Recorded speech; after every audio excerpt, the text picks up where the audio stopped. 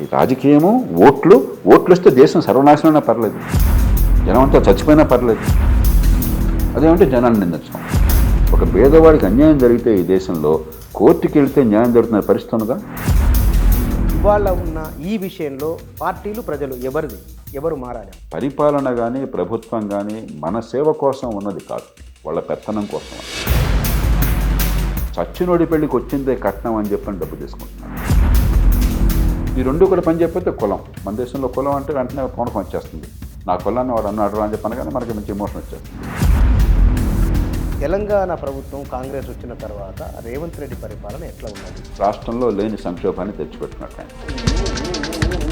Sir, ఇప్పుడు జరుగుతున్న చర్చ హైడ్రా. సమస్య ఏంటంటే హైడ్రా లాంటివి 2 రోజులు ఆర్భాటం చేస్తే సరిపోతుంది. ఇప్పుడు మూసీ రివర్ ఫ్రంట్ 1,00,000 కోట్లు అంటున్నారు. మీరు 1,00,000 కోట్లు అనగానే నాకు వెంటనే భయం వేస్తుంది. మీకు 1,00,000 కోట్లు లేవు అసలు మీ దగ్గర. మనం ఏంటో చాలా అలవోకగా 1,00,000 కోట్లు, 50,000 కోట్లు, 30,000 కోట్లు, 90,000 కోట్లు ఏదో చెల్లపెంకుల్లాగా మాట్లాడు. ఇవి 2 రాష్ట్రాలు మానవ వనరుల మీద పెట్టుబడి అనే మాటకు మీరు అంగీకరిస్తారా? ఆరోగ్యం సరిగ్గా అందక ఆరోగ్యం ఖర్చుల మీద 2 రాష్ట్రాల్లో కలిపి 45 లక్షల మంది ప్రతి సంవత్సరం పేదరికంలోకి దారిపోతున్నారు. ఫైన్ కట్టడానికి సిద్ధపడుతున్నారు కానీ చట్టాన్ని ఉల్లంఘించడానికి భయపడట్లేదు. 10% కడితే మిగతా అంతా రద్దు. ఏంటి ఏమన్నా వేలం పాట ఇది?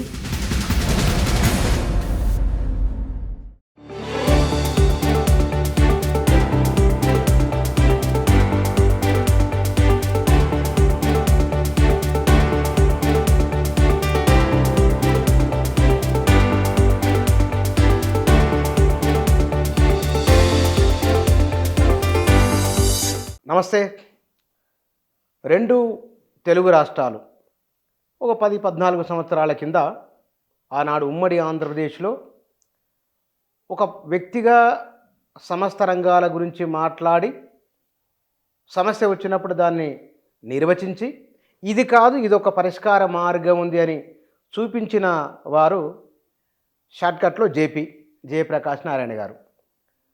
ఐఏఎస్గా, ఆ తర్వాత ఎమ్మెల్యేగా, ఇప్పటికీ ప్రజాస్వామ్యాన్ని మరింత ఉన్నతీకరించాలంటే ఏం చేయాలనే దానిపైన తపన పడుతున్న వారిగా వారు నిరంతరాయంగా మాట్లాడుతూనే ఉన్నారు, ఒక ప్రయత్నం చేస్తూ ఉన్నారు.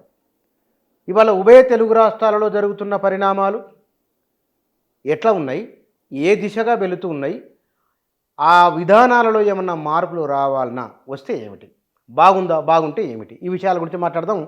వారు మన దగ్గర ఉన్నారు. సార్ నమస్కారం. నమస్తే లక్ష్మణ సార్, నేను కొన్ని సంవత్సరాలుగా మిమ్మల్ని చూస్తున్నాను సార్. ఇప్పటికి మరి ఇప్పుడు FDR foundation for democratic reforms, అప్పుడు లోక్సత్తా, నిరంతరాయంగా ఒక ప్రయత్నం మీరు జరుగుతూనే ఉన్నది. మీ ప్రయత్న ప్రభావం నిర్దిష్టంగా ఇది కనబడకపోవచ్చునేమో, కానీ మీకు ఒక ఎక్స్పీరియన్స్ వచ్చింది కదా సార్, మీ అనుభవం చెప్పండి, తర్వాత నేను దీంట్లోకి వస్తాను సార్. లక్ష్మణ, నాకు ఇప్పుడు 50 ఏళ్ల క్రితం ఆనాడు దేశంలో ఉన్న పరిస్థితుల్లో ఈ దేశంలో చాలా పెద్ద మార్పులు కావాలి, అవసరము, సాధ్యమని నాకు చాలా బలమైనటువంటి భావం కలిగింది.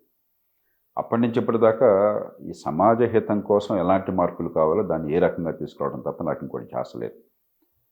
ఇంకా వేరే ప్రపంచాన్ని నేను పెద్దగా పట్టించుకోలేదు. నాకు మిగతా విషయాలు తెలియదు. అసలు ఏం జరుగుతుందో కూడా చుట్టూ పెద్ద పట్టించుకొని అవసరం కనిపించట్లాగా తెలిసిన అవసరమైతే ఎవరైనా తెలియజేస్తారు. అప్పటి నుంచి ఇప్పటిదాకా ఏ రూపంలో అయినా సరే, ఒక వైద్యుడిగా కావచ్చు, ఒక అధికారిగా కావచ్చు, ఒక పౌర సమాజ ఉద్యమ నిర్మాతగా కావచ్చు, ఒక పౌరుడిగా కావచ్చు, ఒక రాజకీయ పార్టీ నిర్మాతగా కావచ్చు, ఏ రూపంలో అయినా సరే నా లక్ష్యం మారల. మార్గం ఉన్న పరిస్థితిని బట్టి అధికారిగా ఉంటే అధికారిగా మీకు కొంత హోదా ఉంటుంది, కొంత అవకాశం ఉంటుంది. ఉద్యమ నిర్మాతగా అంటే ప్రజల్ని ప్రేరేపించి చేయడం ఉంటుంది. అది తప్ప ఇంకోట్లేదు.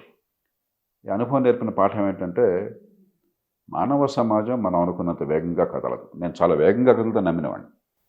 ఎందుకంటే ఒక సైన్స్ బ్యాక్గ్రౌండ్ ఉన్న వాళ్ళకి చాలా ఆప్టిమిజం ఉంటుంది. ఎందుకంటే సైన్స్లో గత 100 ఏళ్ళు 200 ఏళ్ళు అద్భుతమైన మార్పులు వచ్చినాయి ప్రపంచంలో, టెక్నాలజీలో.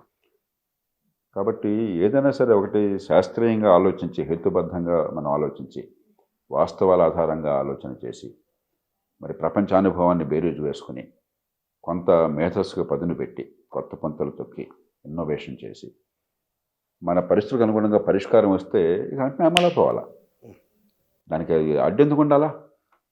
నేను అట్లా నిజంగా భావించేవాడిని. కానీ నాకు అర్థమైన విషయం ఏంటంటే టెక్నాలజీ బాగా పాతుకుపోయినంత వేగంగా వ్యవస్థలో మార్పులు రావు. మన దేశంలోనే కాదు, ప్రపంచంలో ఏ దేశంలోనూ ఈ కాలంలోనే కాదు, ఏ కాలంలోనూ అంత వేగంగా అనుకున్నంత వేగంగా రాలేదు. ఇది చాలా కష్టమైన పాఠం నేర్చుకోవడం. కాబట్టి నిరంతర పోరాటం కావాలి, ఓడిపోయినటువంటి వ్యూహం కావాలి, సమయ సందర్భం వచ్చినప్పుడు వెంటనే మార్పు కోసం ప్రయత్నం చేయాలి. ఆ కారణంగానే ఈ దేశంలో అధికారం ఉన్నవాళ్ళు, పెద్ద పెద్ద పదవుల్లో ఉన్నవాళ్ళు, లేకపోతే కొన్ని ప్రభుత్వాలు సాధించాలని లోక్సత్తా ఉద్యమము, ప్రజాస్వామ్య పీఠము సాధించినాయి. కనీసం ఒక 4 రాజ్యాంగ సవరణలు లోక్సత్తాలు వచ్చినాయి. 91, 97, 99, అంతకుముందు 84వ సవరణ కూడా లోక్సత్తా వల్ల వచ్చింది. అలాగే కనీసం 7-8 పెద్ద పెద్ద చట్టాలు వచ్చినాయి ఈ దేశంలో. ఒక 5-6 మౌలికమైన విధానాల్లో మార్పులు వచ్చినాయి. అంతకుమించి బహుశా ప్రజాస్వామ్యం పట్ల స్పృహని పెంచడం కానీ, అవగాహన పెంచడం కానీ, ఈ దేశ ప్రజలకు ఆత్మవిశ్వాసాన్ని ఇవ్వటం కానీ, ఒక మార్గాన్ని ఉంచబెట్టడం కానీ లోక్సత్తా చేస్తున్న కృషి బహుశా కీలకమైన వాటిలో ఒకటి. అయితే ఇది ఇంకా చాలా కాలం పడుతుంది. నేను ఏమనుకున్నానంటే ఒక 5-6 ఏళ్లలో 10 ఏళ్లలో దేశంలో మార్పంతా వచ్చేస్తే మనం హాయిగా విశ్రాంతి తీసుకోవచ్చాను. ఆ విశ్రాంతికి పెద్ద కనిపించట్లేదు అవకాశం. ఇంకా టైం అన్నది. అంతేకాకుండా వచ్చే తరాన్ని కూడా ప్రిపేర్ చేస్తున్నాం. కానీ సార్ ఇక్కడ కమ్యూనిస్టులకు ఒక పరిభాష ఉంటుంది, మీకు ఒక పరిభాష ఉంది. మీరు మాట్లాడే మాటల్లో ఈ చట్టబద్ధ పాలనని, బాధ్యతాయుత ప్రభుత్వం అని, వంశం పారంపర్యంగా పరిపాలన, ఈ కొన్ని పదబంధాలు ఉంటాయి కదా సార్. మీ దగ్గరికి వచ్చే వాళ్ళ ట్రైనప్ చేయడానికి ఎంత సమయం పట్టింది, పదజాలానికి అలవాటు చేయడానికి? బహుశా నేను ఒక 10,000 పేజీలు రాసుంటాను ఇప్పటికి. 10,000? గత 30 ఏళ్లలో ఒక 10,000 పేజీలు అలవోకగా రాసుంటాను. బహుశా ఇంకెక్కువ రాసుంటాను, 10,000 పేజీలు ఎక్కువ రాసుంటాను.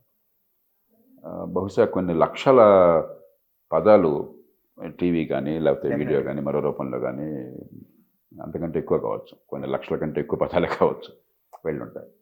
ఎప్పుడైతే మీలో కన్సిస్టెన్సీ, ఓకే రోజుకోటి, మనకేంటంటే ఏండగా గొడుగు పడ్డాం, అంతేగాని ఒక బేసిక్ ఫస్ట్ ప్రిన్సిపల్స్ మీద ఆధారపడి మన ఆలోచన నిర్మాణం చేయాలి ఈ దేశంలో. రెండోది వ్యక్తి చుట్టూ తిరిగేటువంటి ఆలోచన మనది. ఈ పార్టీ ఆ పార్టీ, ఈ నాయకుడు ఆ నాయకుడు, ఈ కులం ఆ కులం తప్ప ఒక ప్రిన్సిపల్స్ తాత్విక చింత చుట్టూ ఆలోచన లేదు. లోక్సత్తా కానీ, ప్రజాస్వామ్య పీఠం కానీ, నేను కానీ ఇప్పుడు అలా కాదు. అందువల్ల మొదట్లోనేమో ఒక క్రెడిబిలిటీ వల్ల, విశ్వసనీయత వల్ల, అప్పటిదాకా సాధించినటువంటి పనుల వల్ల, నేనంటే నమ్మకం ఉండడం వల్ల వినేవారు. ఎంతమందికి అర్థమయ్యేదో నాకు తెలియదు. కొద్దిమందికి బహుశా 2-3% మందికి సరిగ్గా అర్థమయ్యేది. అది బహుశా ఇప్పుడు 10-15% పెడుతుంది. దానికి 30 ఏళ్ళు పట్టింది. ఈ 10 ఇప్పుడు కొన్ని సినిమాల్లో కూడా నేను వాటిని పదజాలం కానీ, ఆ భావజాలం కొన్ని సినిమాల్లో కూడా, పాపులర్ సినిమాలు వస్తుంది. ఒక సినిమాలో ఉదాహరణకి సుహాసిని గారు కొడుకుతో చెప్తుంది, నాన్న ఆట నియమాలు మారడం చాలదురా, ఆటగాళ్ళు మారితే చాలదురా, ఆట నియమాలు మారాలని చెప్పని. అసలు అది పేటెంట్ చేసిన వాడిని నేను. ఆటగాళ్ళు మారితే చాలదు, ఆట నియమాలు మారాలని చెప్పి అది మొట్టమొదటి నుంచి దాన్ని ఏ పనిగా తీసుకు. ఇలాగా అంటే క్రమక్రమంగా ఒకప్పుడు కేవలం కొద్దిమంది మేధస్సుకి పరిమితమైనటువంటి భావజాలము, భాష క్రమక్రమంగా ఈవేళ సమాజంలో ఒక సంస్కృతిలో భాగం అవుతుందంటే ఎంతో కొంత వేళ్ళనుకుంటుంది. బహుశా ఇంకొక 15-20 ఏళ్లకి ఈ 10-15%, 30-40-50% వెళ్తుందేమో. అప్పుడు బహుశా అది కనుక ఈ దేశవ్యాప్తంగా ఇలాంటి ప్రయత్నం జరిగితే, ఆ మేరకు కనుక ఈ భావజాలం, ఫస్ట్ ప్రిన్సిపల్స్, మౌలికమైనటువంటి, అంటే మనకి జీవితంలో సమాజ నిర్మాణము, రాజకీయము, పరిపాలన, చట్టము, చట్టబద్ధ వ్యవస్థలు అవి ఎందుకున్నాయి, ఎలా పనిచేయాలనే విషయంలో చాలా స్పష్టత అప్పటికి వస్తుంది. ఆ స్థాయి వస్తే మన ప్రజాస్వామ్యం చాలా సురక్షితంగా ఉంటుంది. అప్పటిదాకా ఆటుపోట్లు అనివార్యం. కానీ సార్ వాస్తవానికి మీ లైఫ్ ఎక్స్పెరిమెంట్, మీరు చాలా విషయాలు ఎక్స్పెరిమెంటే అనిపించింది నాకు. ఢిల్లీ లాంటి నగరంలో కేజ్రీవాల్ హిట్ అవ్వడానికి అక్కడున్న ప్రజలపైన ఏ ప్రభావాలు లేవు. తెలుగులో మీరు ఒక ఎమ్మెల్యేగా పోటీ చేసి, ఒక ఎన్జిఓను స్థాపించి, ఇన్ని ప్రయోగాలు చేస్తున్నప్పుడు ఈ దీంట్లో తెలుగు సమాజము, ఇందాక అన్నారు ఇంకో 10-15 ఏళ్ళు పట్టవచ్చు అని అన్నారు కదా, డబ్బులు తీసుకొని ఓట్లు వేయకూడదు, మీరైతే డబ్బులు పంచినట్లు ఎక్కడ నాకు తెలియదు. నేను రిపోర్టింగ్లో ఉన్నప్పుడు నాకు చూడలేదు కూడా నేను అది. ఇవాళ ఉన్న ఈ విషయంలో పార్టీలు, ప్రజలు ఎవరు మారాలి ముందు? నేను లోక్సత్తా ఉద్యమం ప్రారంభించిన కొత్తలో అంటే 1997, 98 ఆ ప్రాంతాల్లో దేశంలో ఇతర రాష్ట్రాలకు వెళ్ళినప్పుడు మా రాష్ట్రంలో ₹1,00,00,000 అవుతుందో ఎమ్మెల్యే ఎన్నికంటే వాళ్ళు నమ్మేవాళ్ళు కాదు. నా మీద గౌరవంతో మౌనంగా ఉండేవాళ్ళు కానీ ఇంకొంచెం ఎక్కువ చెప్తాడు. ఎందుకంటే మన దేశంలో ఎక్కువ చెప్పడం అలవాటు, అతిశయోక్తులు అవును, రాసుకోవటం అలవాటు. అవును. అలా అనుకునేవాళ్ళు. ఈవేళ నేను ₹1,00,00,000 అంటే నవ్వుతారు. బహుశా చాలా నియోజకవర్గాల్లో అసెంబ్లీ ఎన్నికకి 30-40 కోట్లయింది. ఖచ్చితంగా లోక్సత్తా ప్రారంభించినప్పుడు ఉన్నటువంటి రాజకీయం కంటే ఇప్పటి రాజకీయం ఇంకా కుళ్ళింది కొన్ని విషయాల్లో. దానిలో అనుమానం లేదు. అందుకనే ఇది చాలా దీర్ఘకాల పోరాటం అని చెప్తానమాట. ఎందుకైంది అని అర్థం చేసుకోకుండా మనం ఎవరిని నిందలు వేయలేం. ప్రధానంగా ఏమైందంటే మన రాజ్యాంగం ఏర్పాటు చేసినప్పుడే, పరిపాలనా వ్యవస్థ ఏర్పాటు చేసినప్పుడే కొన్ని గొప్ప పనులు చేశారు మన నాయకులు. మహాత్మా గాంధీ స్ఫూర్తి వల్ల ఈ దేశంలో ప్రజాస్వామ్యం బతికిందంటే బంగ్లాదేశ్లోను, ఇటు పాకిస్తాన్లో, ఇతర దేశాల్లో ప్రజాస్వామ్యం రోజు గందరగోళంలో ఉంటే మనం ఎన్ని లోపాలున్నా కూడా ఎన్నికలు జరుగుతున్నాయి. ఎన్నికల్లో స్వేచ్ఛాయుతమైన పోటీ ఉన్నది, మనకు స్వేచ్ఛలు ఉన్నాయి. ఎన్నికైన వాళ్ళే అధికారంలోకి వస్తున్నారు. మరి మంచి చెడు నిర్ణయాలు మనం చేసుకోగలుగుతున్నాం. అధికారం శాంతియుతంగా మారుతుంది. అవి ఓకే, కానీ ప్రజాస్వామ్యం అంటే ఏమిటి, ఓటు అంటే ఏమిటి, పన్నులు కట్టేది ఏమిటి, పన్నులకి నా బతుక్కి సంబంధం ఏమిటి, ఓటుకి ఓటు తర్వాత వచ్చే పాలనకి సంబంధం ఏంటి అర్థమయ్యే వ్యవస్థ నిర్మాణంలో విఫలమైనాం. కేవలం మన ప్రజాస్వామ్యాన్ని ఓటుకి, షౌట్కి, అరుపులకి, కేకలకి, నిరసనలకి, ప్రదర్శనలకి అది బాగా అలవాటైపోయింది. స్వతంత్ర పోరాటంలో అద్భుతంగా మనం ఉద్యమాలు చేసాము, అది అలవాటైపోయింది. ఓటు స్వతంత్ర తర్వాత అలవాటైంది. ఈ రెండుగా పరిమితం చేశాం. ఇది మినహాయించి లోతుకెళ్ళే ఓటు మనకి లోతుకెళ్ళే ప్రజాస్వామ్యం లేదు. మన ప్రజాస్వామ్యంలో బలాన్ని మనం చూసి ఎంత గర్వపడాలో బలహీనతలను చూసి మనం దాని గురించి ఆలోచించేయాలి. నేను రెండు కూడా చాలా స్పష్టంగా అవగాహన ఉన్నవాడిని. ఏమైందంటే అధికారం పూర్తిగా కేంద్రీకృతం చేశారు తొలి నుంచి. క్రమక్రమంగా రాష్ట్రాలకు అధికారం వచ్చింది. ఒకప్పుడు రాష్ట్రాలకు పెద్ద అధికారం ఉండేది కాదు. గత 30 ఏళ్ళలో రాష్ట్రాలకు చాలా బలమైన అధికారాలు వచ్చినాయి. ఇప్పుడు కొన్ని పార్టీలు వాడి రాజకీయ అవసరాల కోసం మాట్లాడతారు, కానీ అధికారం ఉంది ఢిల్లీలో కాదు, రాష్ట్ర రాజధానిలో, ముఖ్యమంత్రి దగ్గర. కానీ మూడవ అంచె ప్రభుత్వం నా ముంగిట, నా ఇంటి చుట్టూ ఉన్న పరిసరాలు నాకు అర్థమవుతాయి. ఇప్పుడు మీ ఊరు ఉన్నది, మీ ఊళ్ళో ఏంటన్నది ఆ గ్రామ ప్రజలకు తెలుస్తుంది, కానీ భారతదేశంలో ఏంటని ఆలోచించే శక్తి ఉండదు. ఒకళ్ళు ఆలోచించినా కూడా భారతదేశంలో జరిగే పనులకి వాళ్ళ జీవితానికి మధ్య సంబంధం ఉండదు. ఇప్పుడు నీకు మనం అపార్ట్మెంట్లో ఉన్నాం, ఇక్కడ నెల నెల మెయింటెనెన్స్ పే కడుతున్నాం. మేము అందరం కలిసి నచ్చిన వాళ్ళని, నమ్మకం ఉన్న వాళ్ళని, కాస్త టైం ఇచ్చే వాళ్ళని ఎన్నుకున్నాం చూడమని చెప్పని. లిఫ్ట్ పనిచేయలేదనుకోండి, వెంటనే నాకు తెలిసిపోతుంది. నేనేదో భారతమాత కోసం పనిచేయట్లే. ఇక్కడ వాళ్ళకి నెల కడుతుంది భారతమాత కోసం కాదు, ఏదో పెద్ద పెద్ద నినాదాల కోసం. నా లిఫ్ట్ పనిచేయాలి, నీళ్లు రావాలి బాత్రూంలో, వాచ్ అండ్ వార్డ్ సరిగ్గా ఉండాలా, కింద పార్కింగ్ బాగుండాలి. ఏమైనా జరగకపోయినంటే నాకు నష్టం అవుతుంది. దానికోసం డబ్బులు కడుతున్నాను, వీళ్ళందరినీ పెట్టుకున్నాను ఉమ్మడి అవసరాల కోసం అని చెప్పండి. నాకు అర్థమవుతుంది. అలా అర్థమైనప్పుడే ప్రజాస్వామ్యం సార్థకం అవుతుంది. మన దేశంలో ఏది అర్థం కాకుండా చేశాం. మన ఓటు వల్ల నాకేం జరుగుతుందో అర్థం కాని పరిస్థితి వచ్చింది. దాంతోపాటు ప్రభుత్వ వైఫల్యము, అవినీతి వివిధ కారణాల వల్ల కొనసాగింది. కొన్ని రంగాల్లో అవినీతి తగ్గుతున్నా కూడా మొత్తం మీద మనందరికీ తెలుసు, గవర్నమెంట్ ఆఫీసుకి పోతే ఎంత బాధలు పెడతారో ఈ దేశంలో. ఒక సామాన్య పౌరుడు ఎంత ఒదిగి భయపడితే వెళ్లాలో, లంచం ఇవ్వకపోతే పని ఎలా జరగదో, ఎన్నిసార్లు తిరగాల్సి వస్తుందో మనందరికీ అనుభవం. ఓపెన్ సీక్రెట్ దీన్ని ఏం చేయలేకపోతారు ఎందుకు మరి? దానికి వద్దాం, చేయడం సాధ్యం, కొన్నింటిలో తగ్గింది కూడా. కానీ మొత్తం మీద మనకి పరిపాలన కానీ ప్రభుత్వం కానీ మన సేవ కోసం ఉన్నది కాదు, వాళ్ళ పెత్తనం కోసం ఉన్నది. మన దేశంలో అసలు మన ఆలోచన కూడా నాకు ఆ పెత్తనంలో స్థానం కావాలని కోరుతున్నాం, కానీ అక్కడ పెత్తనం చేసేవాడు ప్రజలకు ఏం చేస్తాడనే విషయం మనం చూడాలి. మనకి ఒక డిస్లొకేషన్ వచ్చింది. దాంతో ఏమవుతుంది, ఓ పక్కనేమో విద్య, ఆరోగ్యం అందక జీవితాలు బాగుపడడం లేదు అనుకున్న స్థాయిలో. పూర్వం కంటే బాగుపడింది, అది బాగుపడేదంటే పొరపాటు, కానీ మనం కోరుకున్న స్థాయిలో మనకు అవకాశం ఉన్న మేరకు బాగుపడాలి. ఎందుకంటే ప్రభుత్వ వైఫల్యం వల్ల విద్య, ఆరోగ్యం లేదు, మౌలిక సదుపాయాలు సరిగ్గా లేవు. రెండో పక్కన ఏ సేవ కావాలన్నా కూడా లంచాలమయం అవుతుంది, చాలా కష్టం అవుతుంది. మూడో పక్కన నేను కట్టే పన్నులకి, నాకు జరిగే పనులకి సంబంధం నాకు అర్థం కావట్లేదు, వేసే ఓటుకి నా జీవితానికి మంచి సంబంధం అర్థం కావట్లేదు.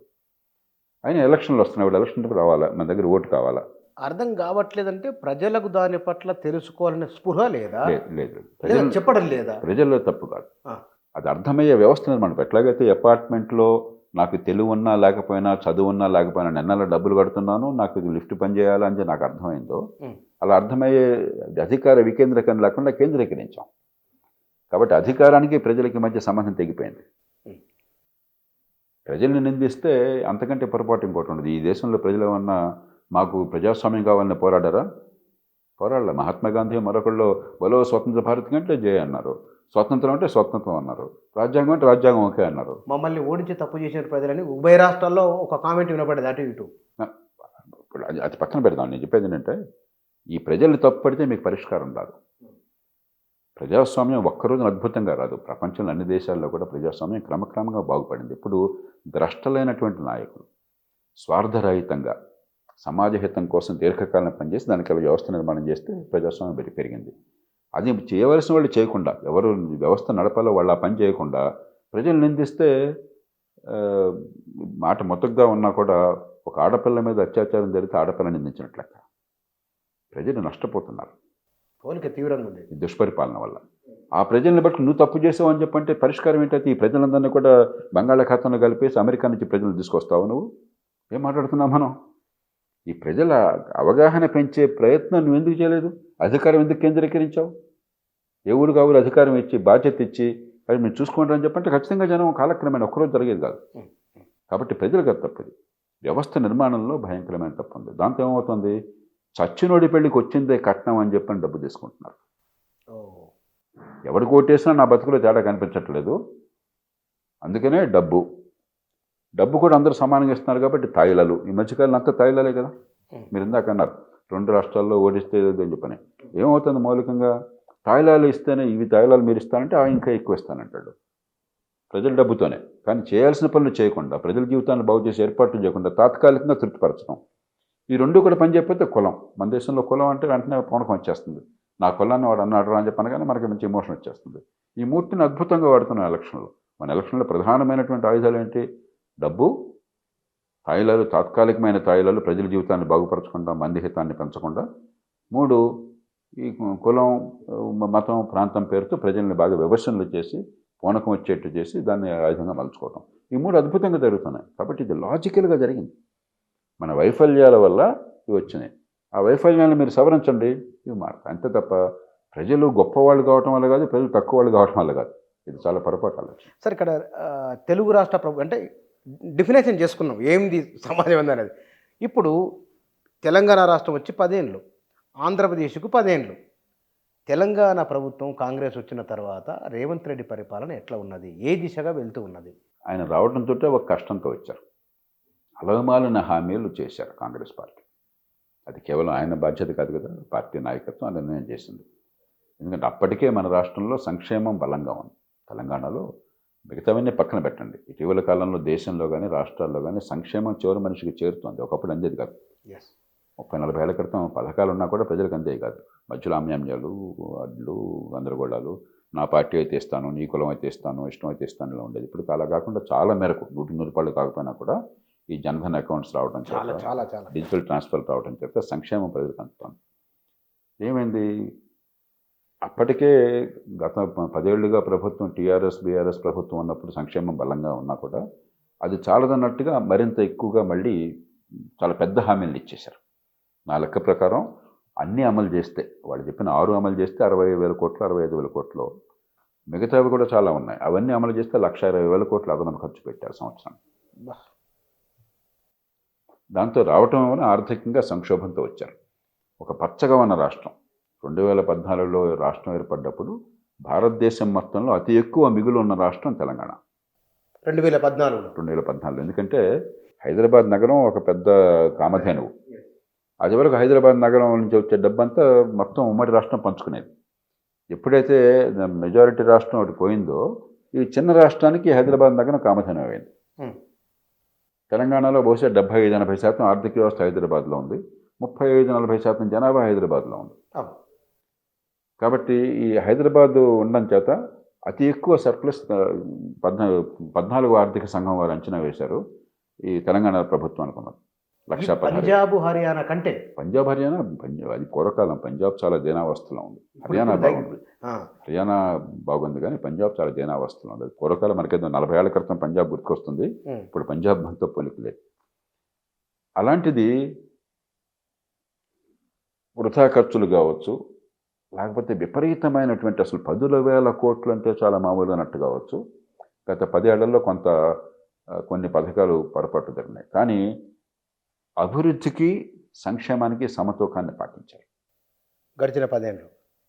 హైదరాబాద్ అభివృద్ధికి బాటలు వేశారు. గతంలో చంద్రబాబు నాయుడు గారు కానీ, రాజశేఖర రెడ్డి గారు కానీ, తర్వాత కాంగ్రెస్ ప్రభుత్వాలు కానీ చేసినవన్నీ కూడా మరింత కొనసాగించి హైదరాబాద్ ఆర్థిక వ్యవస్థకి చాలా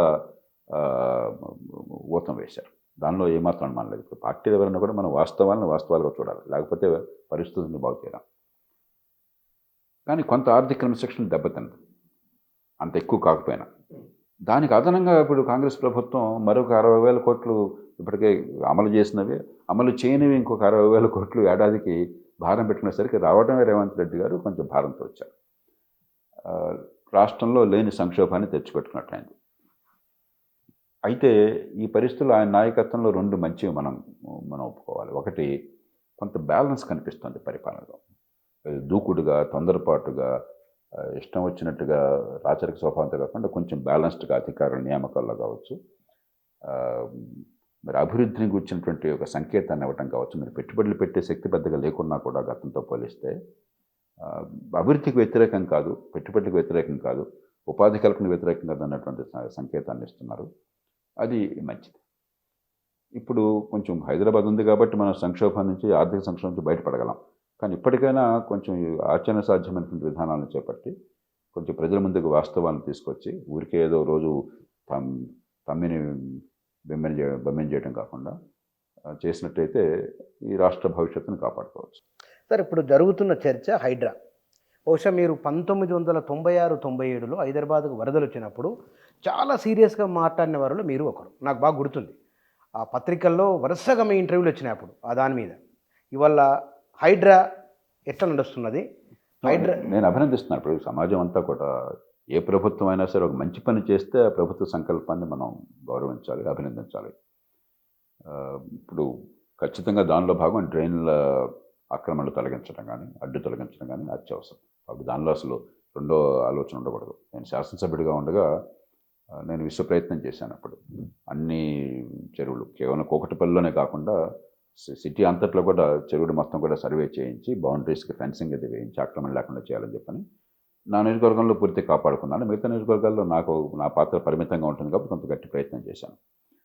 అప్పుడు పార్టీల వాళ్ళే, అప్పుడు అధికార పార్టీ నాయకులే, ఎందుకు సార్ ఇది ఇలా చేస్తే మన కార్యకర్తలు ఏం వస్తుంది, మరి వాళ్ళందరినీ పోషించుకోవాలి కదా, తెలకస్తుగా ఆక్యుపై చేసుకునేవాళ్ళు కదా అని చెప్పి నేను నవ్వుతూ వాళ్ళకి అది చెప్పిన సర్ది చెప్పేవాడిని.